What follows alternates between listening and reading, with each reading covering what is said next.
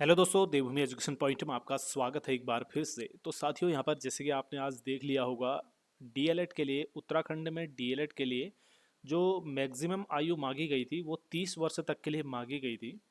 अब यहाँ पर आप लोगों के कमेंट आ रहे थे कि 30 वर्ष जो है एज है और ये सारी चीज़ें, इसके रिगार्डिंग आप लोगों के प्रश्न आ रहे थे। तो दोस्तों, यहाँ पर जो है हाई कोर्ट ने इसके बारे में डिसीजन दिया है। इसके बारे में आप लोगों को आज पता चल गया होगा, काफ़ी लोगों को इसके बारे में थोड़ी सी चर्चा हम लोग करते हैं आज। जैसे कि इसमें पता है, जो रिजर्वेशन वाले हैं उन लोगों को थोड़ी सी इसमें एज में ऊपर नीचे मिल जाता है। ठीक है, क्योंकि 3 साल 5 साल का इसमें उनको मौका मिलता है। लेकिन अगर जनरल कैंडिडेट की अगर बात करते हैं तो वहाँ पर 30 साल की उनके लिए मैक्सिमम एज मांगी गई है। जैसे कि पहले इसमें एज का नहीं था, तो अभी इसमें एज, इस साल से इसमें एज के लिए इन्होंने मैटर डाल दिया है। तो 2000, इनका कहना है कि बोर्ड ने बताया है कि 6 जून 2024 को एक शासनादेश जारी हुआ था, जिसके तहत जो है जो ऊपरी सीमा है उसको 30 वर्ष से जो है फिक्स कर दिया गया। जबकि एनसीटीई के द्वारा जो है एनसीटीई विनियम 2014 में एनसीटीई के द्वारा कोई भी इसमें जो मैक्सिमम एज है उसके बारे में कोई भी तय नहीं किया गया था, कोई मानक नहीं था। तो कुल मिला के यहाँ पर जो अभ्यर्थी हैं उनका कहना है कि भाई ये पूरी तरीके से अवैध है। तो आप लोगों ने इस पर कैसे कर दिया, जब एनसीटीई के द्वारा जो भी नियम निर्धारित होते हैं वो एनसीटीई करती है। जब एनसीटीई ने ऐसा कोई नियम दिया ही नहीं है तो आप लोग किस बेस पर जो है ये नियम दे रहे हो कि इसमें डेढ़ 30 वर्ष से होगी मैक्सिमम एज। ठीक है। और प्राथमिक विद्यालय के रूप में नियुक्ति के लिए जो मैक्सिमम आयु होती है वो होती है 42 वर्ष। ठीक है। लेकिन यहाँ पर 30 वर्ष इन्होंने इसके लिए रखा है। तो इसमें काफ़ी लोगों का मानना था कि भाई ये गलत है, और कई लोगों ने इसमें याचिका दायर की थी, हाई कोर्ट गए थे, हाई कोर्ट ने आयोग से, सॉरी, विद्यालय शिक्षा परिषद से जवाब मांगा था।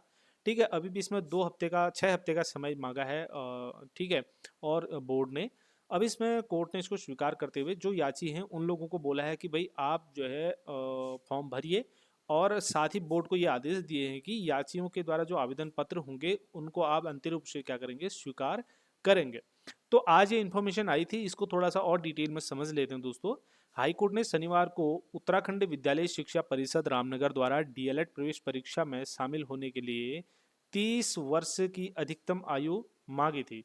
ठीक है, 30 वर्ष की अधिकतम आयु का इन्होंने यहाँ पर को दिया था, तो निर्धारित की थी। ठीक है ना, जैसे कि आपको पता ही है, ये जब हमने वीडियो बनाया था उस समय भी आपको बताया था इसके एज के बारे में। तो इसके खिलाफ जो है अभ्यर्थियों ने आयु निर्धारित करने के खिलाफ दायर याचिका की सुनवाई करते हुए शिक्षा बोर्ड को याचिकाकर्ताओं का आवेदन पत्र भी स्वीकार करने के निर्देश दिए हैं। तो ये आपके लिए इम्पोर्टेंट हो जाता है ये वाला। ठीक है। तो हालांकि प्रवेश परीक्षा का परिणाम हाईकोर्ट के आदेश के अधीन होगा। मामले की अगली सुनवाई 30 दिसंबर को होनी है। अब देखिए, इसमें 30 दिसंबर को, हालांकि इसमें अभी काफ़ी समय है दोस्तों, 30 दिसंबर को इसकी जो अगली सुनवाई है वो होनी है। और कल इसमें जो निर्णय निकल कर आया था तो वो ही यहाँ पर उसी के आधार पर ये इन्फॉर्मेशन आई हुई है। सुनवाई न्यायाधीश न्यायमूर्ति पंकज पुरोहित की एकल पीठ में हुई दोस्तों।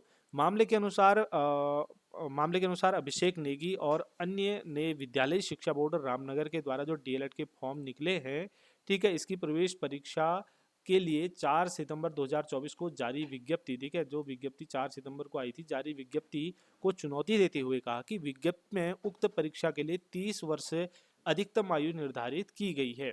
ठीक है। तो 30 वर्ष अधिकतम आयु निर्धारित की गई है, जबकि एनसीटी विनियम 2014 में कोई भी ऊपरी आयु सीमा निर्धारित नहीं है।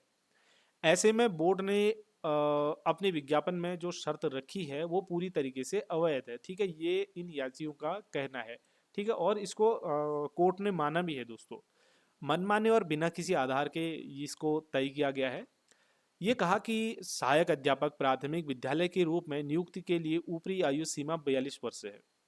ऐसे में प्रवेश के लिए 30 वर्ष से ऊपर आयु सीमा के निर्धारण का कोई औचित्य नहीं बनता है। बीते 18 सितंबर को हाईकोर्ट ने इस मामले में विद्यालय शिक्षा परिषद से जवाब मांगा था। ठीक है, तो विद्यालय शिक्षा परिषद से जवाब मांगा। बोर्ड ने अपने जवाब में बताया कि 6 जून 2024 को जारी शासनादेश के तहत ऊपरी आयु सीमा तय की गई है। ठीक है, तो ये बोर्ड ने अपनी तरफ से ये बताया है। ठीक है। लेकिन एनसीटी विनियम 2014 में एनसीटी के द्वारा कोई भी ऊपरी आयु सीमा तय नहीं की गई है। ठीक है, ये ध्यान रखने वाली बात है, कोई आयु सीमा इसमें तय उसने नहीं की है। जवाब के लिए 6 हफ्ते का समय मांगा है। जिसे कोर्ट ने स्वीकार करते हुए स्वीकार करते हुए इस जवाब पर याचियों को 2 हफ्ते के भीतर प्रति शपथ पत्र देने को कहा है। साथ ही बोर्ड से याचियों के आवेदन पत्र भी स्वीकार करने का यहाँ पर जो है किसको आदेश दे दिया गया है, ये बोर्ड को आदेश दे दिया गया है कि जो याची हैं उनके आवेदन पत्र आप लोग स्वीकार करेंगे। तो कुल मिला के कहने का मतलब है जिन लोगों की एज 30 वर्ष हो गई है वो लोग भी इसमें अब जो है आवेदन कर सकते हैं। ठीक है, फिलहाल तो याचियों का है, लेकिन आप यहाँ पर जो है इसको थोड़ा सा इसमें आप देखेंगे आगे, तो आप लोग भी इसकी कोशिश कीजिएगा, तो आप लोग इसके फॉर्म भर सकते हैं और ये ठीक भी है एक हिसाब से देखा जाए तो।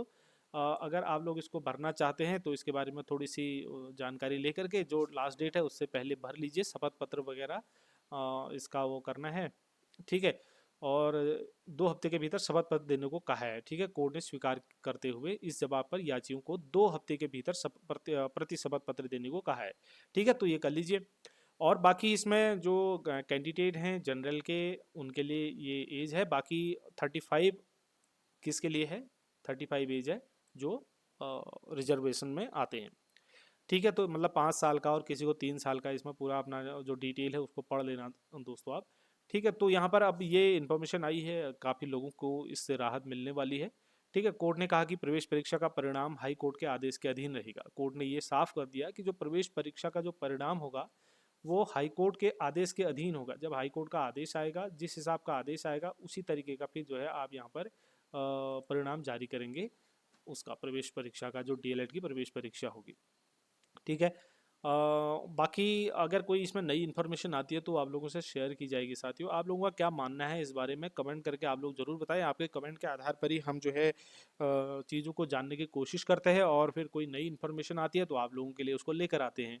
ठीक है, जो हमको पता चलता है कि ये मुद्दे हैं जो आप लोगों को परेशान कर रहे हैं या आप लोगों के काम की चीज़ें हैं, आप लोगों के कमेंट वगैरह के माध्यम से ही हमको ये चीज़ें पता लगती हैं दोस्तों, इसीलिए हम आपकी आवाज़ उठाते हैं।